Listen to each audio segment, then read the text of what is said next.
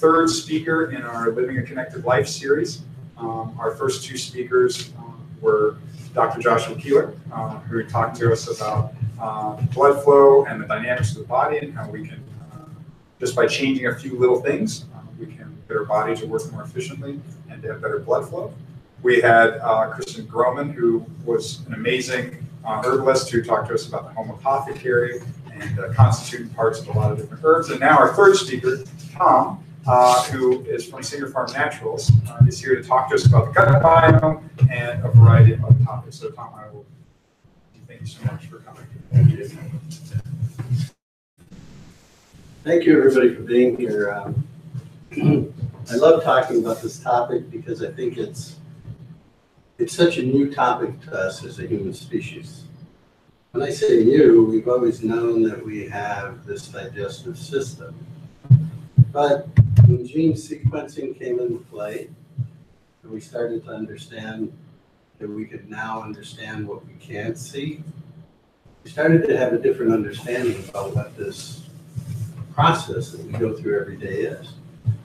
So what I'm going to ask you to do here is to kind of keep an open mind, because we all operate on belief systems. Those belief systems are things that we accept in our life as being real and something that we hold on to. But what if our belief system may not be totally in focus because we didn't have all the facts in front of us? So what I'm saying is have an open mind that we may shake or rattle your belief system a little bit, maybe shift it a little bit.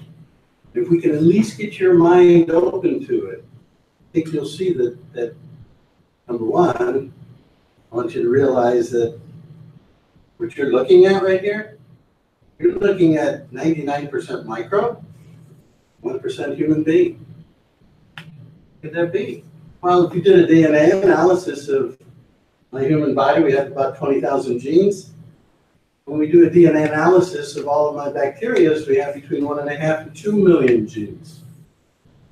So there is more DNA in the bacteria than there is in this human being. And then to think about it, it's really miraculous in design, because when the scientists went ahead and just learned that we only had, originally it was 26,000, then it went to 24, now it's only 20,000 genes. And how could that be? This body is so complex, it does so many functions. The beauty is the design. The design is that we only have 20,000 genes that we need to duplicate over and over and over again without screwing it up. And the other 1.5 million to 2 million that give us our experience in life are coming from organisms that are on or in us. And they're alive. And they're as much a part of us as we are. Because here's what we've learned. Between the brain and the bottom of the colon, there are a connection between a nerve called the vagus nerve and all of the digestive system. And it's more populated, more active than the spinal cord. What happens is, it's two-way communication. We now learn this. And guess what? Those microbes that are inside of us, and those microbes outnumber us by such a huge number, they're constantly communicating and delivering messages to the human body. So here's the numbers about how our digestive system works and where these microbes are in colonies, so we have an idea. So let's start to picture what this really is going on inside of us with a little bit different look at it. So when we eat something, it goes into our mouth, and what actually happens right then and there, there's microbes that get a sense of what's going on. They immediately send a signal down into the mouth, gets to the vagus nerve, boom, right down there, and tells the other colonies, wake up, we got dinner coming. That's what's going on. And what else is happening is there's signaling going on, and then the food goes through the mouth after it gets chewed up. And chewing up is really important, you know. Everybody should always chew your food 50 times, you know.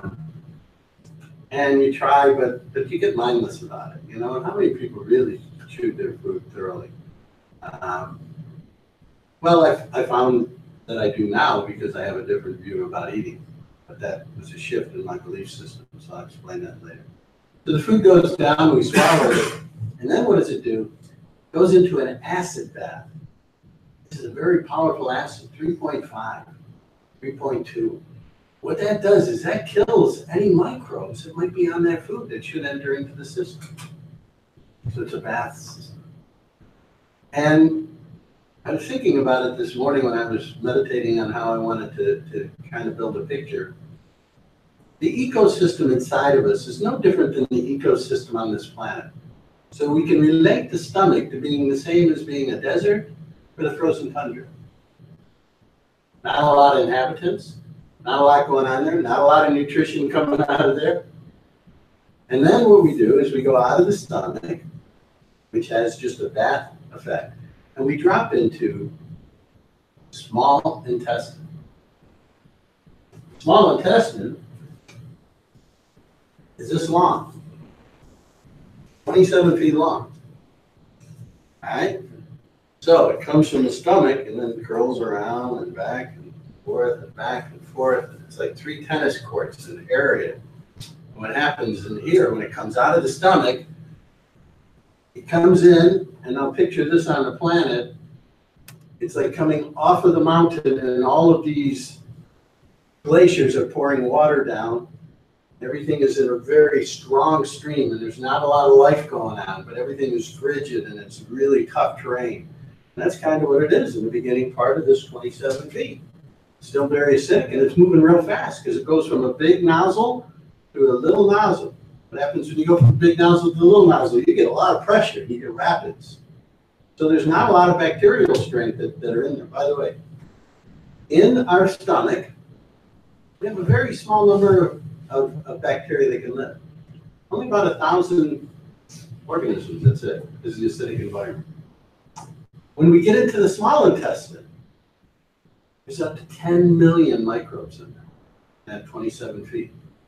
But it starts out with totally different environments. It starts out as a raging river with force and high acidity, and then it slows down a little bit. And then all of a sudden, as it slows down, you get pockets where the water isn't flowing so much and the food isn't flowing so much. And this is where colonies of bacteria can start to come in.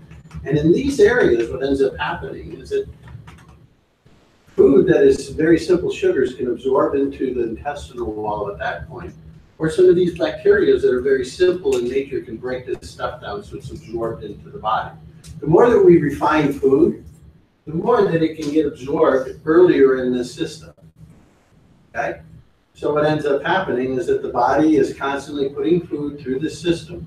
So when I look at our digestive system now, after this 27 feet, there's only one more spot, and that's a 6-foot colon, which is as tall as I am. So in essence, we go from my mouth to the bottom of the colon, and all of that is on the inside of my body. So in essence, I'm like a big donut.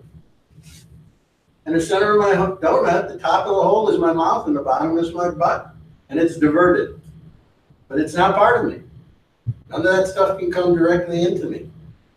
Now, these microbes got an ecological system there. So we get to the bottom of that 27 feet, and oh my God, we start to get all kinds of things flourishing. We start to get different bacteria that can break the food down and create all these other nutritional things. We drop into the colon at 10 million bacteria, right, in that 27 feet. Colon. 10 billion to 10 trillion microbes. This is the Garden of Eden. This is it. This is the spot where all the magic happens in the body. However, there's a problem. We stop feeding these bacteria. Why? They have a certain feed that they like, called resistant starch. It's called fibers. It's all of the things that we co-evolved with these bacteria, and we had a certain relationship with them. There were no McDonald's in the woods. There were no pasta shops and pizzerias on the corner of the plains, the Great Plains. So what happened was we started to refine things, because as we refine them, they last longer, and you can add value to them, and you can make more money off of them.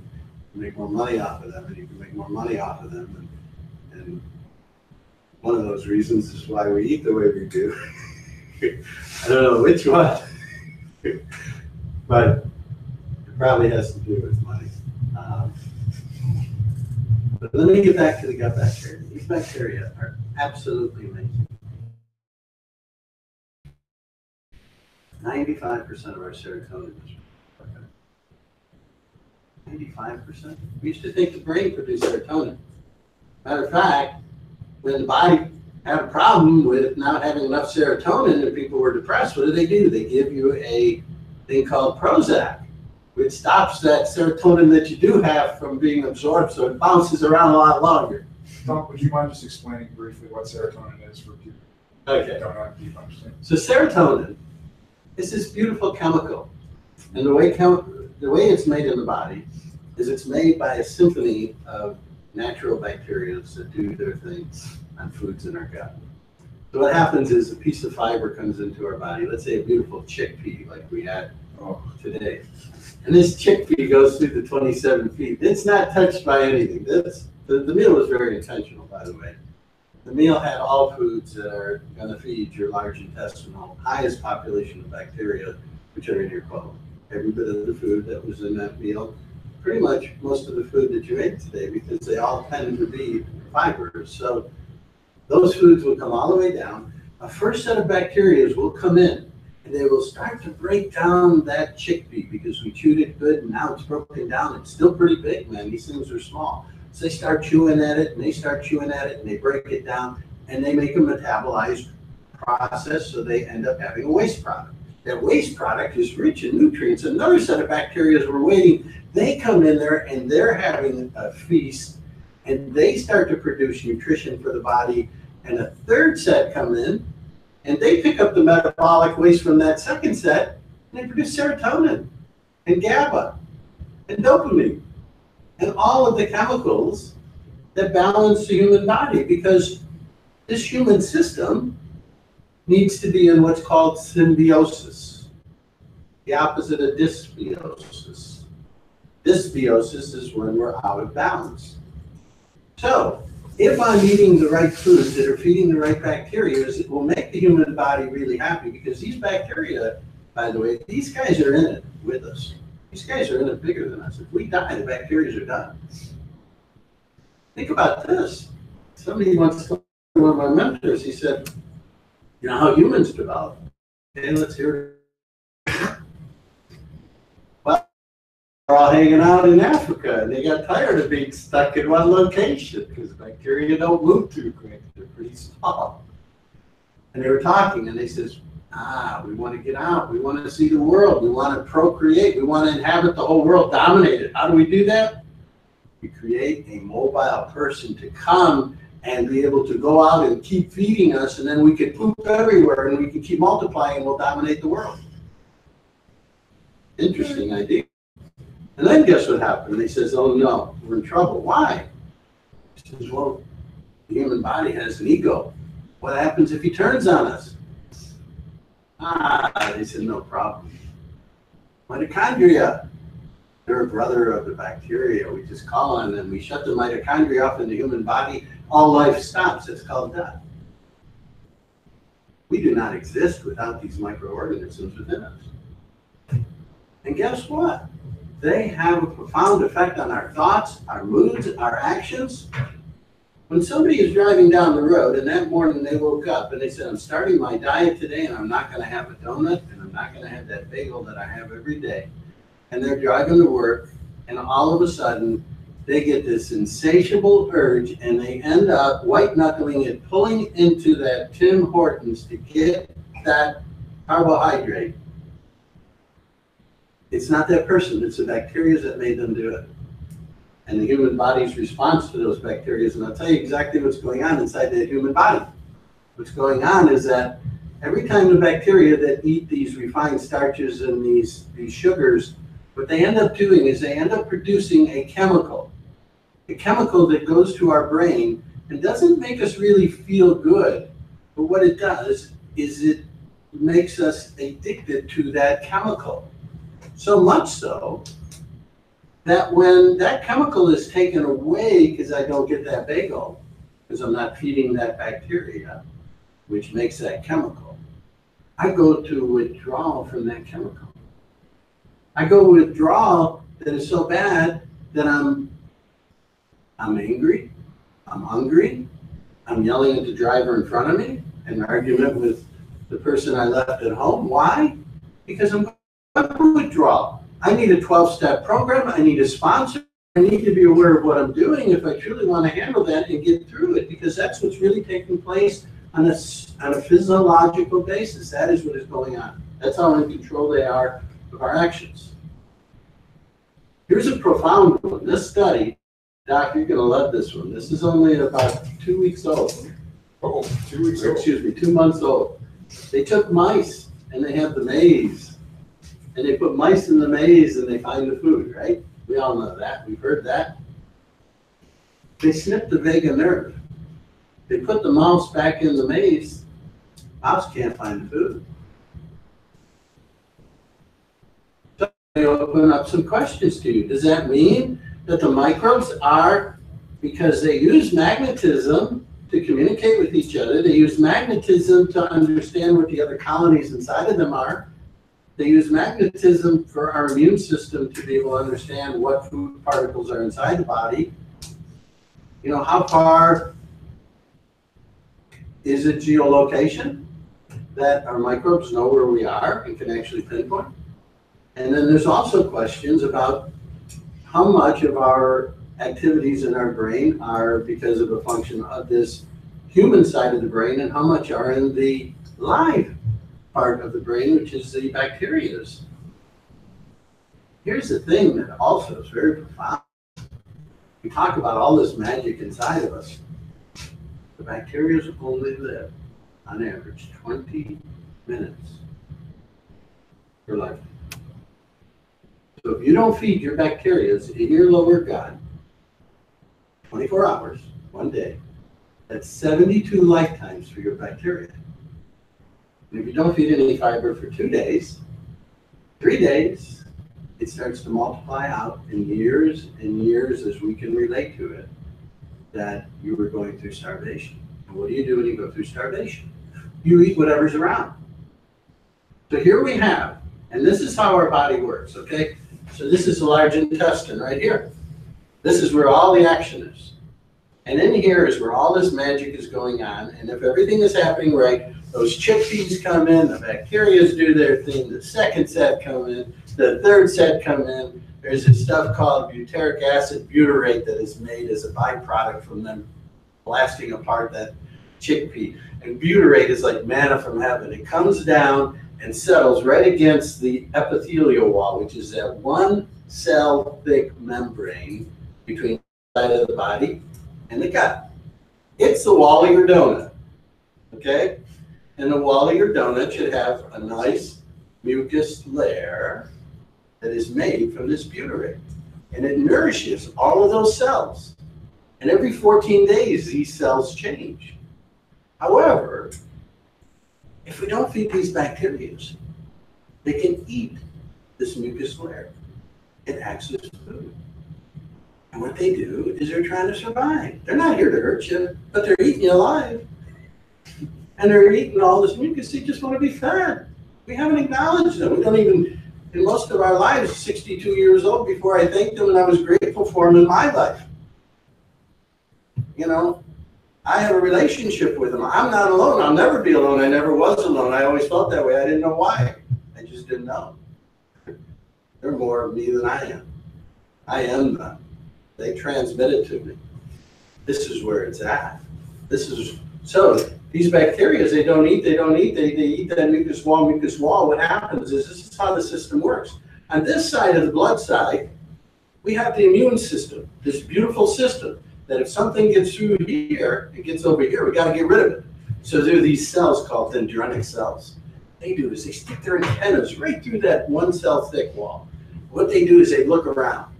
And if they find a food particle or a virus, they take a magnetic scan of the DNA of that molecule, they stick their node back, and they produce a killer T cell that will keep replicating to kill that food molecule anywhere it sees it. And the body is now in immune mode. If, however, it sticks its tentacle up there, man, it's this really cool environment for mucus, no bacteria, and healthy cells. It comes back, and it still has to produce a cell, so it produces an R cell, an anti-inflammatory cell, that goes through and gives you well-being because everything is operating cool. So it's really, we are what we eat. We are what we're feeding. That's the way I look at it. That's the shift I want you to think about. My shift is different. You know, for 62 years of my life, I had all these decisions to make because I was trying to feed this human body. There was something missing. I'm not feeding the human body. I'm feeding the microbes. And the microbes feed the human body. My job is to be a person who feeds and understands and feeds the proper food. So when I wake up in the morning and I'm wondering, what am I going to do today? This process has to start. Okay, well, what are the raw ingredients that feed me? Let me start to work them into my day. Let me start to honor the microbes. Let me start to communicate with them.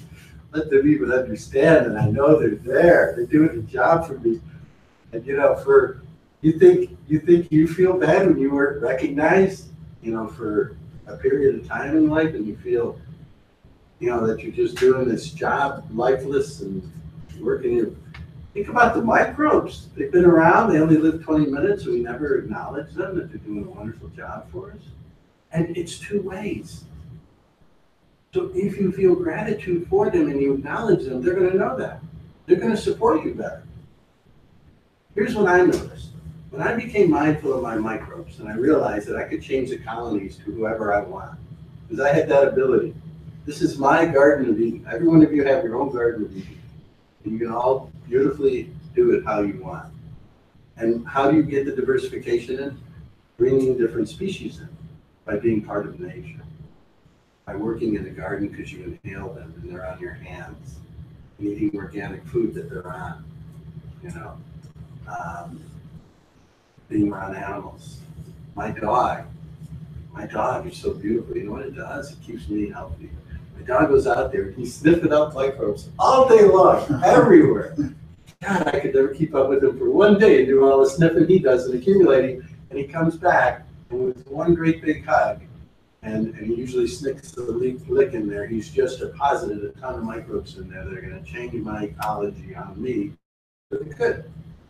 And if it's for the bad, I'll have enough healthy ones that will take care of that. But I can choose now.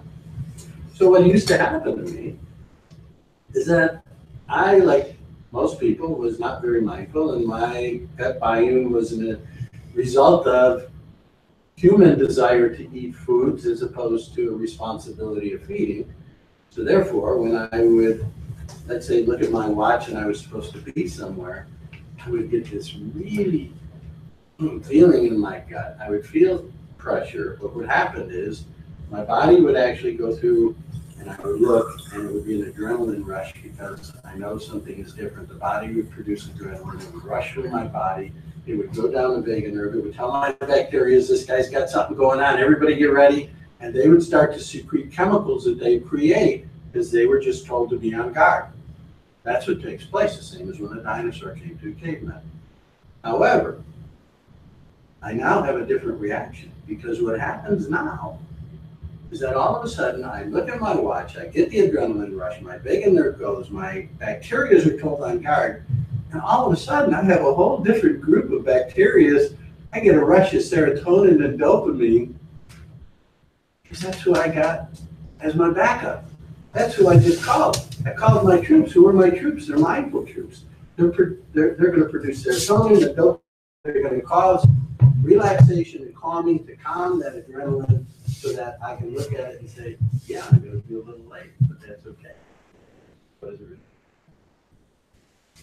I'll be okay with this. Because I'm still going to get there at the time I was going to get there. Worrying doesn't help one bit, but we think it does. But the worrying comes not from the fact that I should worry. It's just the fact that I'm in dysbiosis. Why? Because I'm getting all kinds of chemicals that are flying all over that don't behoove me, because they're the result of a bunch of colonies that are inside of me. If I ran a farm that way, think about this. I run a zoo. I just took over the zoo. The zoo is I was born with the zoo. The zoo is my job. However, I wasn't real good at the responsibility. Instead, I was just looking at the pocketbook. And I found out I could buy certain feed a lot cheaper instead of buying all this food for the chimpanzees and the jaguar and all that. Elephant food is really cheap, so I started to buy a lot of that. And just started feeding it to all the animals and never really looked at what happened. What would happen if I did that 20 years later and I come back? Holy mackerel, that's what I read. That's what I had. Why? Because there ain't a lot you can do with a lot of pizza in the gut and a lot of, all that stuff that was there. It wasn't moving. What it did was it opened my mind. First, we have a very interesting system because our body, the outside human body, has a certain pH. And that pH is really important. Remember I said we have an acidic stomach and then we go from acidic to alkaline and back to acidic, it just changes. Well, the outside body is also supposed to be at 7.25, 7.45, which is just slightly alkaline. However, what studies have shown is that when the microbial balance inside your gut gets out of whack, it correlates like 88.5%. The human body's pH being totally too acidic, because it's the way the body responds to this ecology being out of whack. And if we focus where everything starts, which is where nature started with bacteria, and we look at our life as being bacteria are the first thing, we can change the human experience. My human experience is different than it was 5 years ago. It's always different. It's always changing. But it's much more enriched for me because I don't have these cravings that send me on these crazy, ventures to get things that don't really help me. And these crazy thoughts that I might have, or this restless sleep that I might have. I don't have much of that anymore because I'm very focused. I have more of an understanding of the meaning of this thing called life. And I'm not alone. I can change the microbes inside of me to change that experience. And more importantly, the immune, because we're seeing so many of these immune reactions. Immune reactions, if you think about it, we don't feed those bacteria and that mucosal wall gets taken down. What happens if a peanut goes in there? Boom, peanut allergy. All of a sudden, something else comes by and there's no mucosal wall. Oh, cinnamon. Cinnamon is a spice. Don't bring it in the body. Why? The body remembers. Here's the good and the bad about the human body. Remember that dendritic cell that comes up there and magnetic scans the particle that's in the baking tissue? It has a memory and it remembers that for the rest of your lifetime. So that allergy will be with you. However, it's not the end of the world. Why? Because if you build up that mucosal wall, that cinnamon, that peanut, everything can go right out through. It's never eaten it anyway. See, you can fix yourself. You fix these issues of being limited.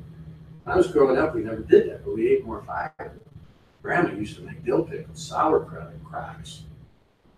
Those are the probiotics. Those are fermented foods that we should be getting in. Now, so a little history, okay? I started out as an industrial engineer and I became a stockbroker. I did that for 29 years. I got fed up with the greed. While I was doing that, I learned about gardening and I learned about organic gardening. So about 10 years ago, my wife and I decided to get a farm and move away from the commercial system of competing and trying to make money, and instead decided to become part of society and give back and start farming. And we distribute our cherry juice, which the farm grows cherries, but we also grow organic garlic and the turmeric and ginger in our meal today I grew as well, and the garlic, the onions, all of those things. And what we've learned is very profound because it's all part of this complete picture. Organic is one part of it, but it's even deeper. It's something that we're now getting involved with, which is called biodynamics, which is to increase and honor the microbe in the soil and the fungi in the soil. And that is the salvation to turning this planet around, by the way, too. Because if we take a practice whereby we are honoring the microbes in the ground, now what we do is, let's say we design a food plot, which permaculture-wise, we take a swale, which allows us to capture water so we don't waste it. In that swale, we then take and we put logs in the ground before we cover it up. And that's for the mycelium, because mycelium are funguses. So what happens is we have this huge swale, and then we're going to plant nut trees and fruit trees on this whole swale, all the way down. And then on the southern side, we're going to put bushes, like blueberry bushes, raspberry bushes, and then we go down one more layer. We have asparagus there, which is another perennial. And then we have another one, which is strawberries down there. And then we have garlic down there, which is an annual on the southern side. And then what we have is we have trees that, like locust trees, that as they're growing, we cut them, because every time we cut them, they release nitrogen to the ground, and then the vegetation above becomes food for all the bacteria and the fungi on the mound. And what ends up happening is that there's a relationship between trees and plants in the following way. When a plant needs water, it can either get the water directly from itself through its roots, or it can have a relationship with mycelium that will come in and bring this thread, which is the way mycelium appears. It's like this fine thread, and it will wrap around the root, and it'll go on to another one, and it'll go back, and then it sprays out. So it's got this huge network that is now hooked up to this plant. And this plant gives up to 40% of its energy back to other organisms in the form of carbohydrates for a synergistic or symbiotic relationship. So the fungi brings in water, it gets a carbohydrate from the plant, it's now happy. It also brings minerals to the plant, and the plant gives it carbohydrates. It's like the underground Uber. It brings minerals and water, and the currency is carbohydrates. We now have bacteria in the ground. And what do bacteria do? They break down organic matter, they make all these nutrients, and then if they're not close enough to the root, who brings it? Uber. Brings it right to the root. Root gets the energy, gives back the carbohydrate. So what if we start to build systems like that? And then in between that area where we have a meadow, what do we want to do? We want to produce microbes. How do we produce the best microbes on the planet? Fermentation. Who's the best fermenters? Ruminant animals. So we bring a couple cows on the land. Not because we want to eat them. We want to love them. We want to have them there so that they can eat this grass off of the ground that we've grown with the solar energy. We want them to ferment it in their stomach. We want them to produce this huge microbial patch that's going to come out. We want to take that and we want to make compost out of that with other vegetation. We want to use that to then put back so that our food becomes more nutritious in the ground. And then when that food comes into our body, what is the same process? Microbes. We have the same process. And we have mycelium inside of us. That's how energy flows. So if we get back to the understanding of what we really play in this relationship, it's a lot different than maybe we thought. It's not about, what does Tom want to eat because I've got this taste, and then I can come up with all these ideas. Guess where they're coming from? Oh yeah, we think that I'm coming up with all these ideas for that pizza and this and that. Oh, it's these microbes that are saying, I'm hungry. Oh, you're thinking of getting food. Here's my list. Here's my list. No, I want your list. You know, we're all fighting for room. And that's what's going on inside. These colonies are all fighting against each other for space at the table. But we can selectively decide. And the beauty about what we can do now is we are also, latest science shows, one of the best ways for us to control our colonies and help the human body to health is to do intermittent feeding or intermittent fasting. So instead of me feeding my microbes all day long, who wants fat? Microbes. If you're just throwing food at them all the time, guess what? They can't eat it all. So guess who comes over? The neighbors. And it could be from a bad neighborhood. Why? There's excess food. And we're just eating like crazy. Why? At the munchies or something, man, I just want to eat all I can. What happens? It throws our balances way out. Just be mindful. Think about it and realizing is to feed your microbes, make it taste as darn good as you possibly can, and have fun with food. And enjoy it. And don't ever have any more guilt about it, because you know what you're doing with it. You know where it's going and why it's going. And specifically who you're going to help. And then you bring other foods in, like turmeric. Why does turmeric help the body? Well, if you take it on an empty stomach, there's colonies of bacteria that do not like turmeric, or ginger, or honey, or garlic, or onions. There are other colonies that do.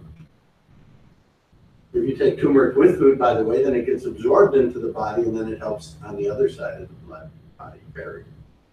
So it depends how we take these different foods in. So when I went on a 5-day fast just recently, because by doing a 5-day fast, you really clean the body out. Because what happens is this. The way the body normally operates is it operates off of taking simple sugars and breaking them down. When there aren't sugars around for a long enough time, it shifts to a different system which produces ketones in your body and allows you to burn fats.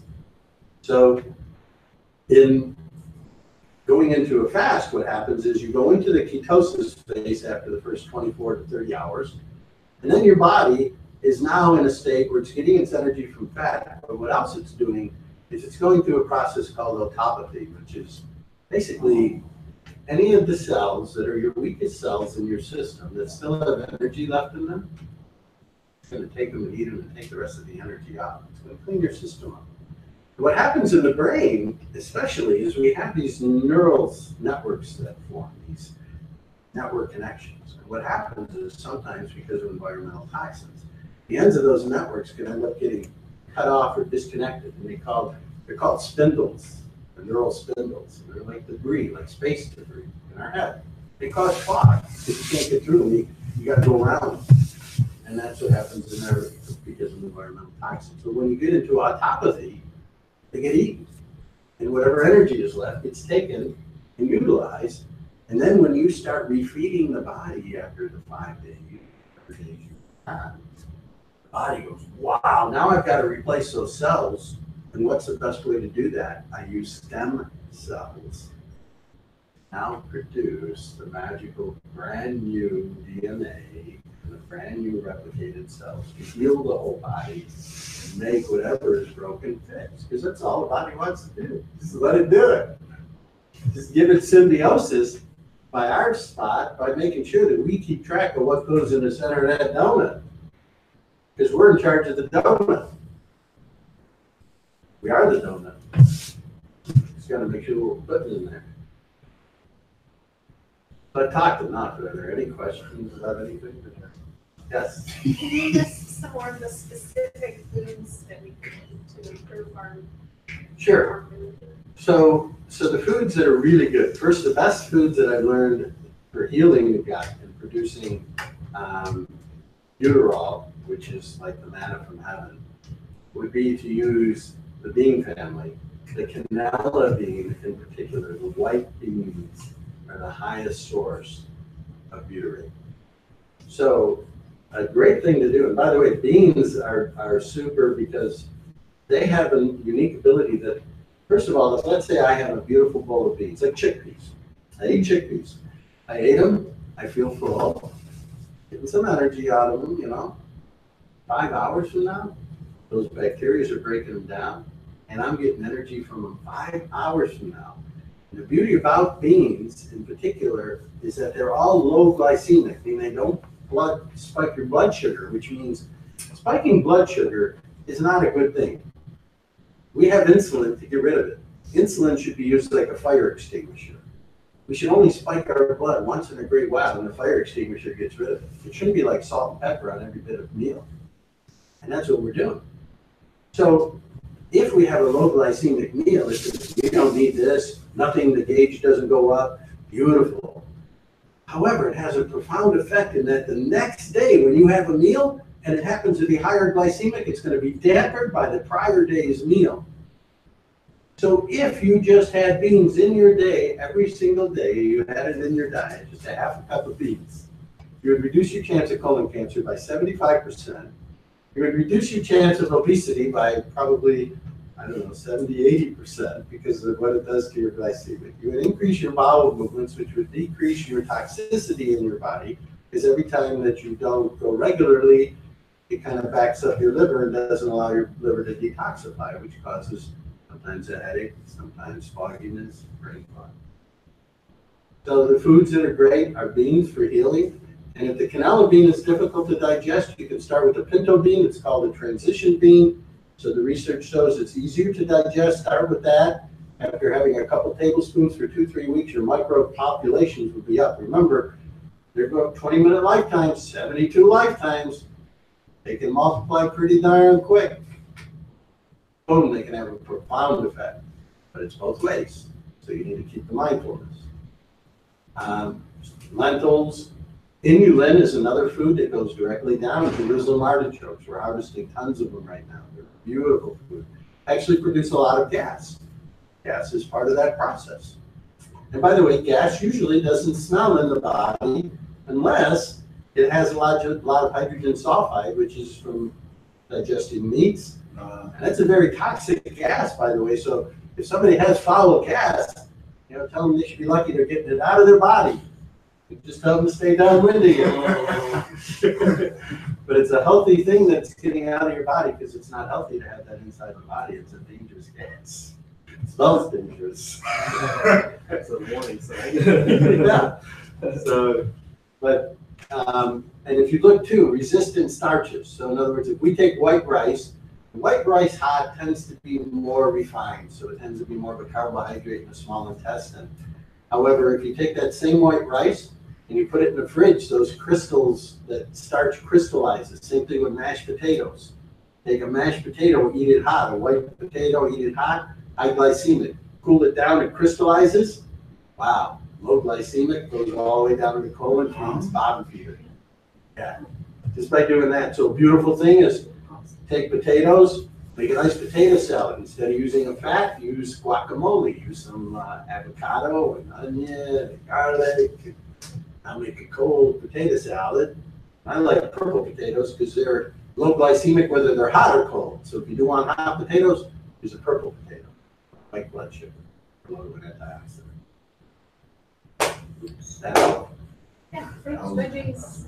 Yeah, veggies are all fiber, and everything is usually listed. You can see the fiber content, but the fiber numbers, we co-evolved with these bacteria, and we were doing 70, 80, 90 grams of fiber a day. We were just eating lots of stuff. But now we're eating lots of stuff that has zero fiber. Meat has zero fiber. Hot dog rolls, hamburger rolls, sub rolls, nothing. I have a question. Yeah. So, I love to eat, and I'm still confused. Should I count calories? Because I eat like, let's see, maybe like 3 meals a day or something like that. Maybe I have a snack. I don't know whether to still count calories because I switched over to vegan, veganism Yeah. from like eating meat and stuff like that. So I don't know, should I still count calories? I still work out, but So here's, and everybody is different. So not one of our internal ecologies is alike. We all have different mixes of microbes, and we will all have different ones after just being around each other today because we've changed our ecologies, because we've intermingled microbes, and you're never going to be the same after meeting me, and I'll never be the same after meeting you guys because we've exchanged microbes, even from a distance. So we're all different. But this is what works for me. When I used to try to have to figure out and count calories or think about the fat content of all this stuff, it was so confusing. Instead, I want to make sure that I understand what the feed is doing and who I'm feeding when I take that food. So when I wake up in the morning after a 5-day fast, I says, okay, what am I going to do to start my refeeding program? And what do I do on a typical day? So I get up and my routine is I'll have a cup of coffee and I'll have some coconut oil. Why do I do that? Because the coconut oil keeps me in a fasting mode. The coconut oil keeps me in ketosis, which helps keep my body in that state of being there. And the oil gives me some energy, and the coffee gives me a little bit of a coffee buzz. I put some chicory in there because chicory goes right down to my deep intestines bacteria as well. In all essence, I'm still fasting. And then what I'm doing is I'm figuring out what my first meal is going to be 3 hours later. So that day I says, I want to make sure I'm feeding my bacteria. So I took some split peas out, took some onions, took some garlic, took some lentils, I took some vegetable broth.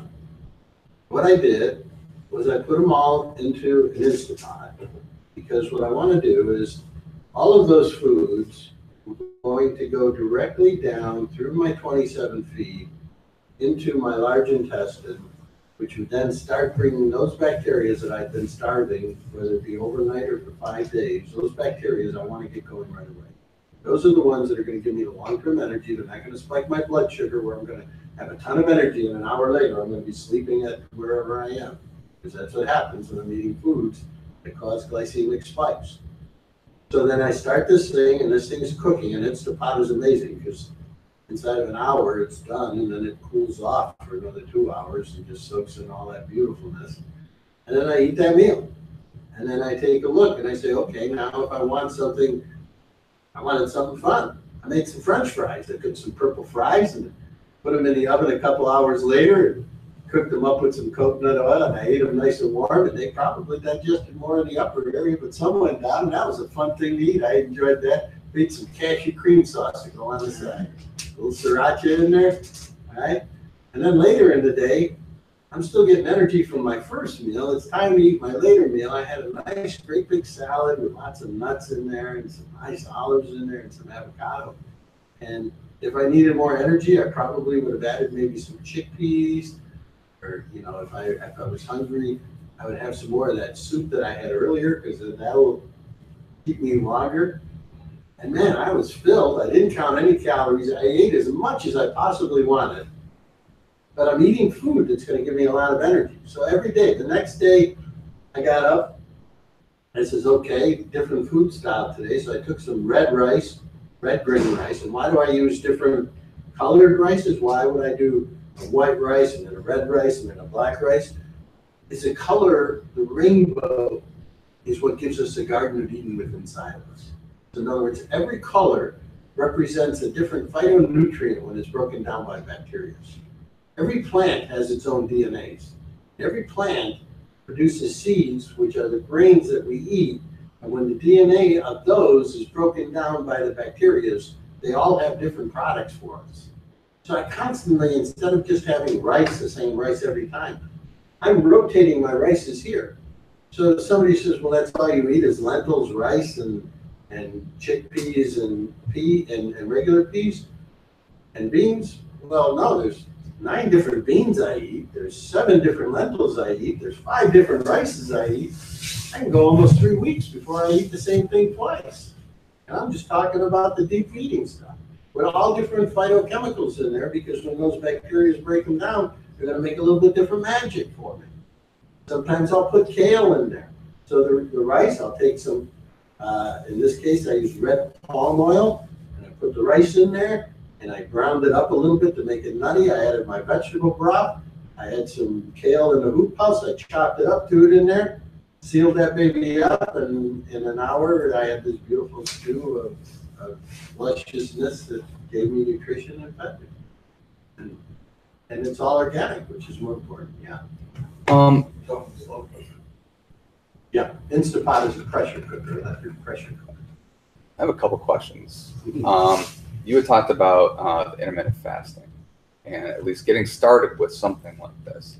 And I've talked to Don Keeler about switching up diet, but I still find myself struggling with getting on to that. As far as taking steps into doing that, as well as steps into doing like an intermittent fast, what's a good way to get started with getting on to at least a plan with that? It all makes sense with what you're saying, with like feeding it, feeding all the biomes and everything.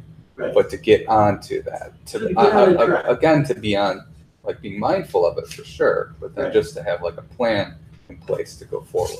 Yeah, so a simple step, how do you start? What's a simple way? And that's what people always ask, it's a great question. Something very simple you can do is on a Sunday, or, today's Sunday, if you want to do it on a Monday, but one day a week, what you do is you make a great big pot of beans for yourself in a week. And you do just that one thing. And you do it that for 2 weeks, that's all you're gonna do, is you're gonna make every attempt to have them every day. And if that's all you make is 3 days out of the 7 days, you will have made a difference. If the next day you can get up to 4 days, and keep going at it, and all of a sudden, you're gonna see that it's gonna make a huge difference, because it's a simple feeding pattern that will have a profound effect, because the biggest thing that I'm seeing, it is now said that about 85 to 90% of our population is in dysbiosis. And I was one of them, okay? I was 240 pounds, okay? I was eating meat 3 times a week.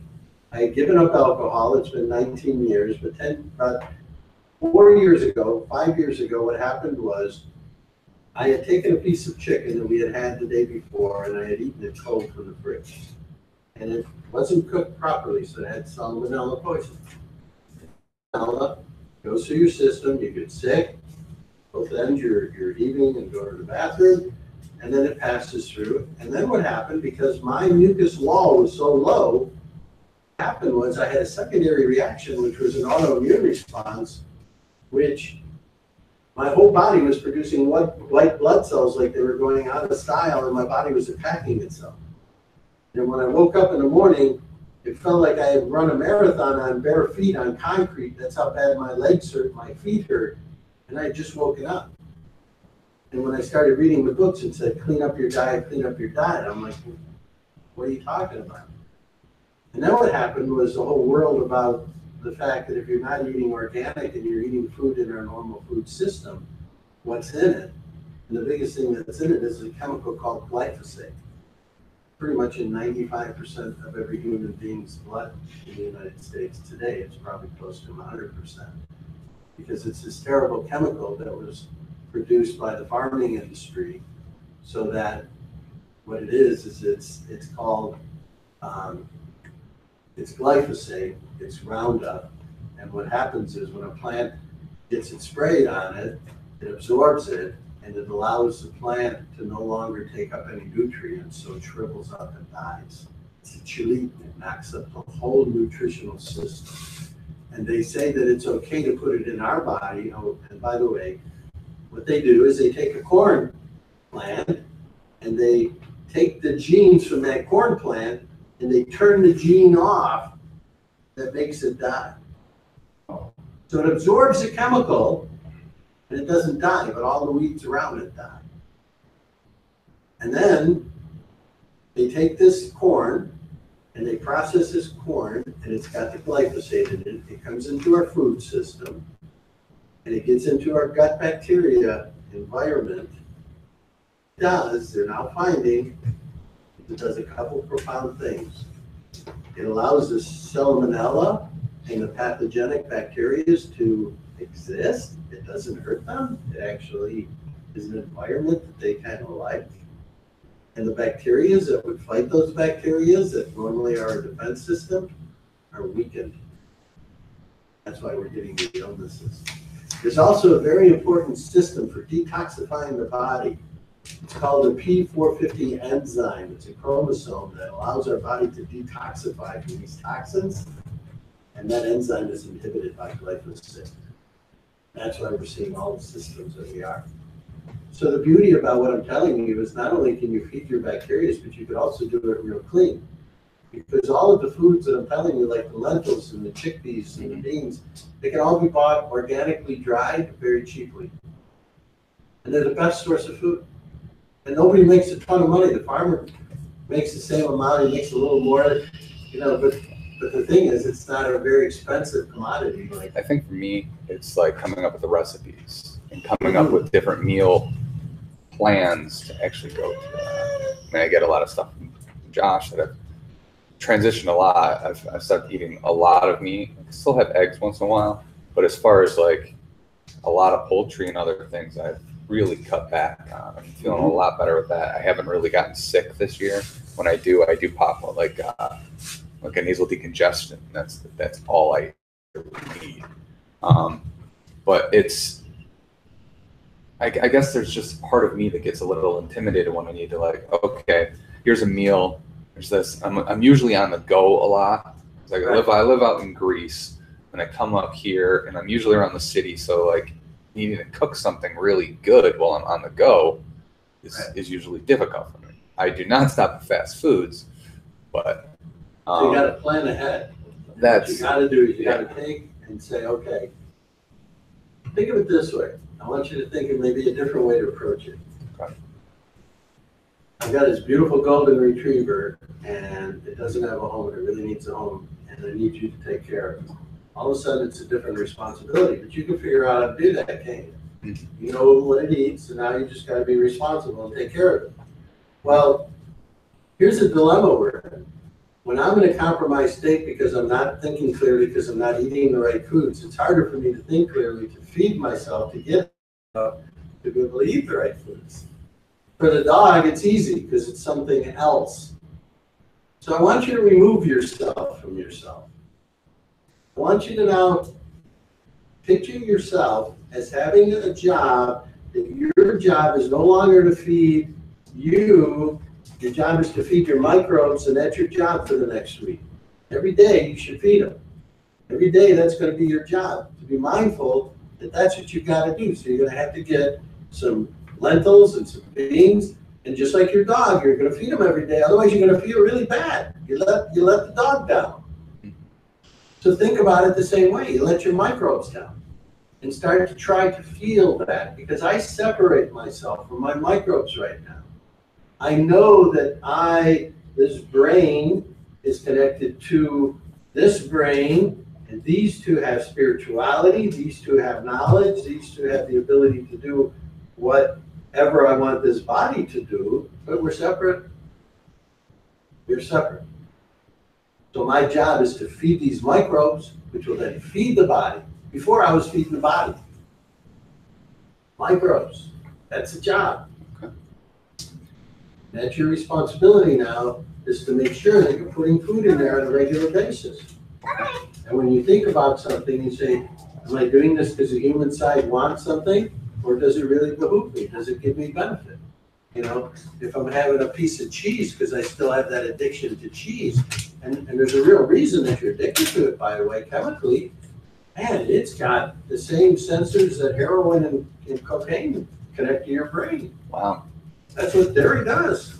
Same sensors. No wonder people are addicted to their cheeses. I can't give up my cheese or my milk. That's why. Same sensors. Opiate addiction. Opiate sensors.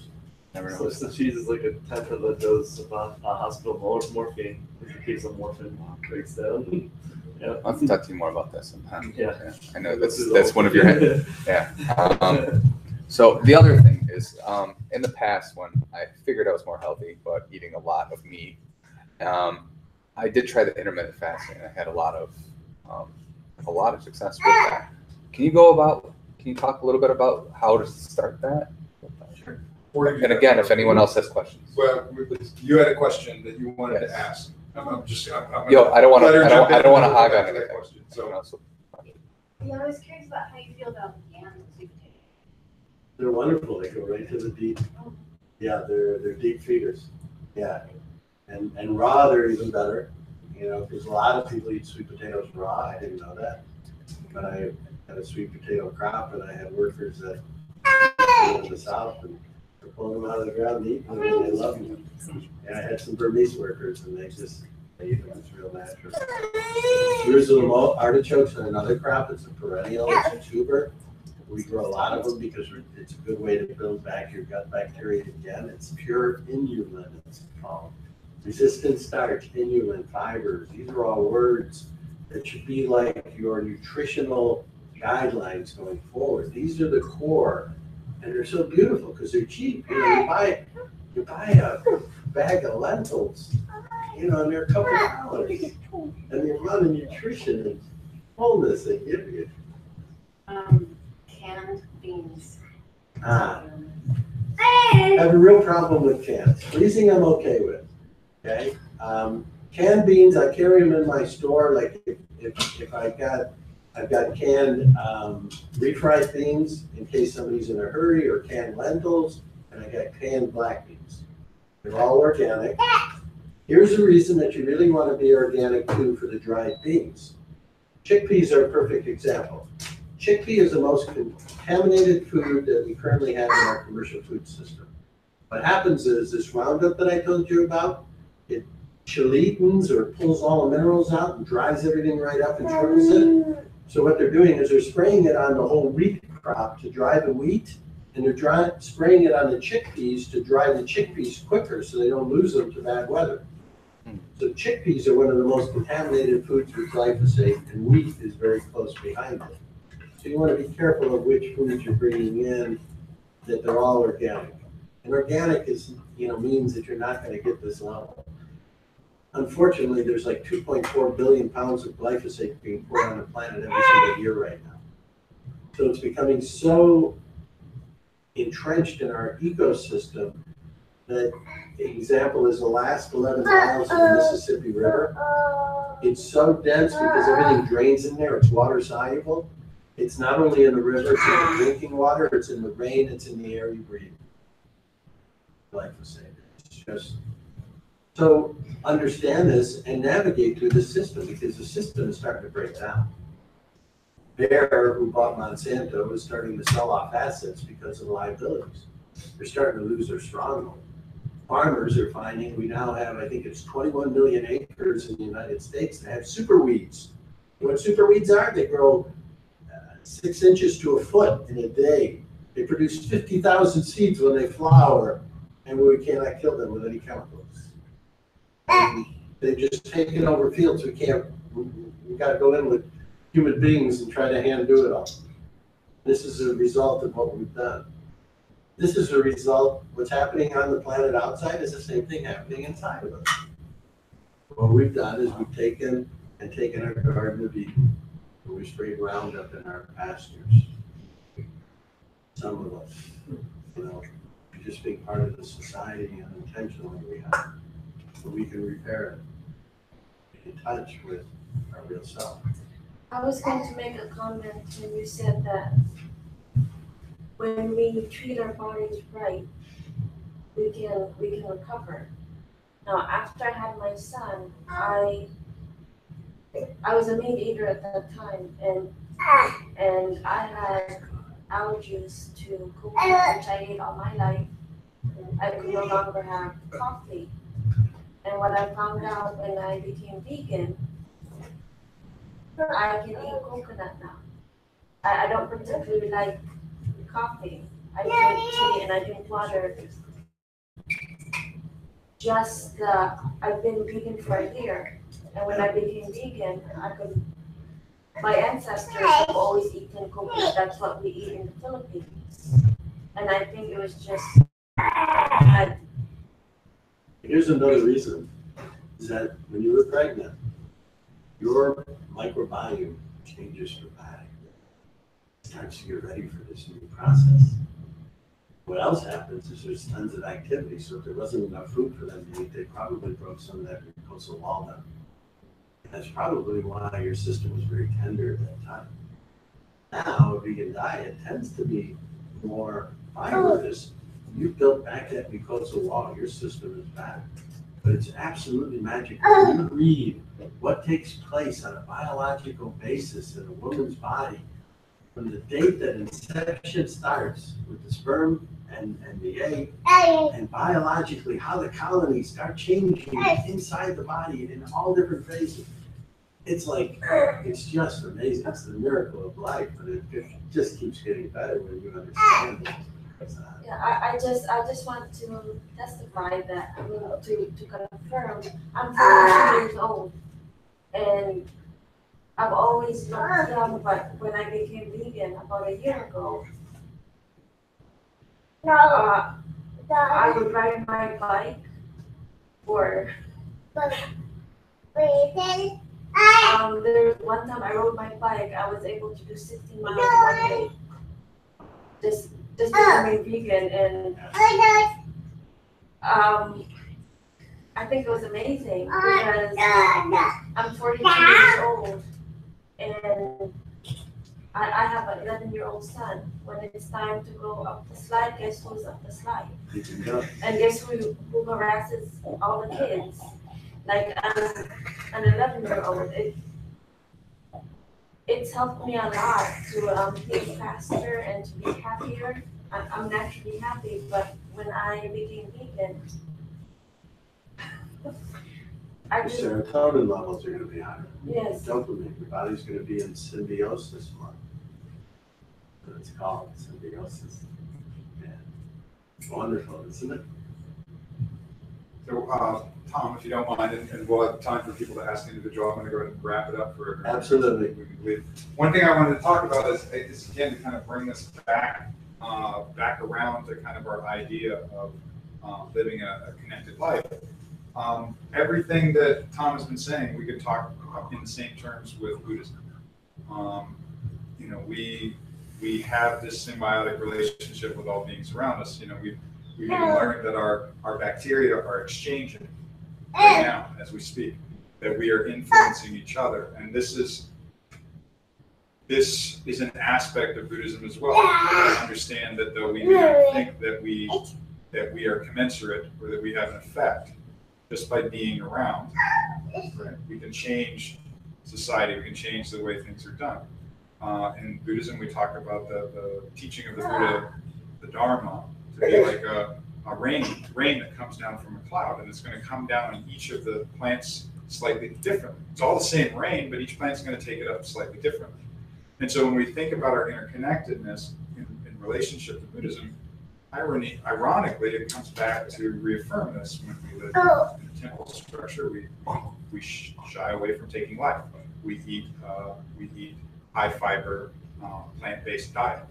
And what this ends up doing, ironically enough, is creating the causes and conditions for our gut biome to create these beautiful chemicals that allow us to be much more compassionate towards our fellow men and the people around us and the earth and all of society.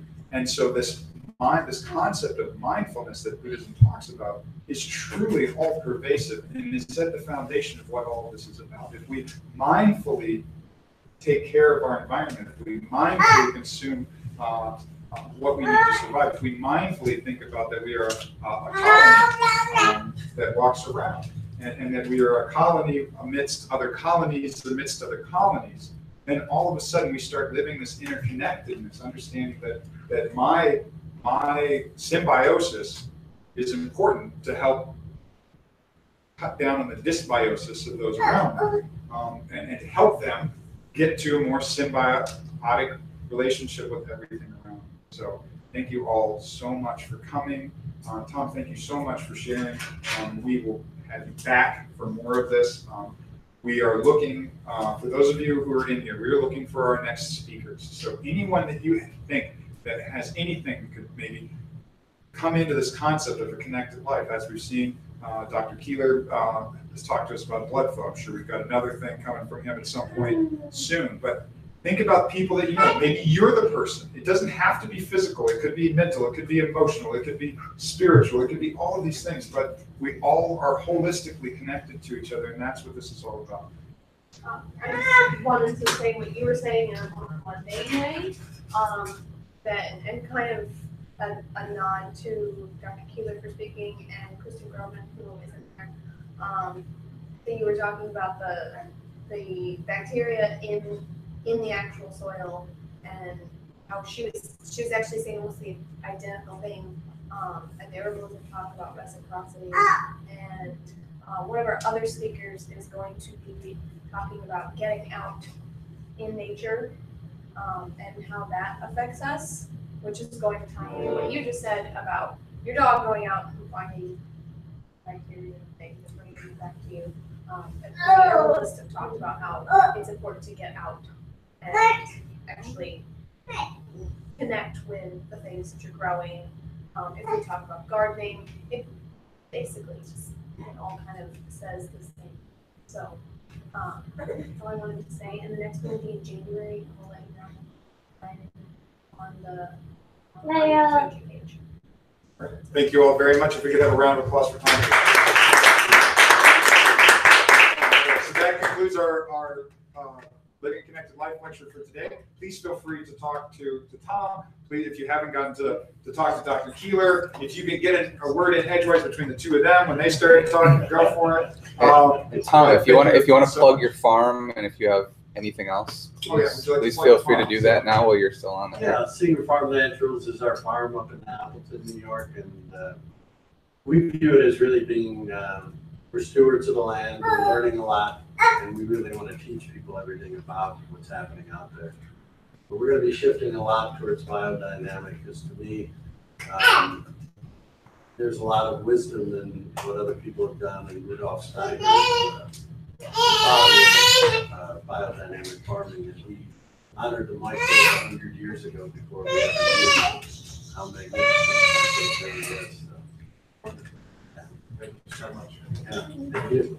I myself would like to- Singer Farm Naturals. It's nice when the growing season starts coming around. I want to get my backyard to be that way. And so Yeah. I can say, plant this here, don't plant that. Yeah. Now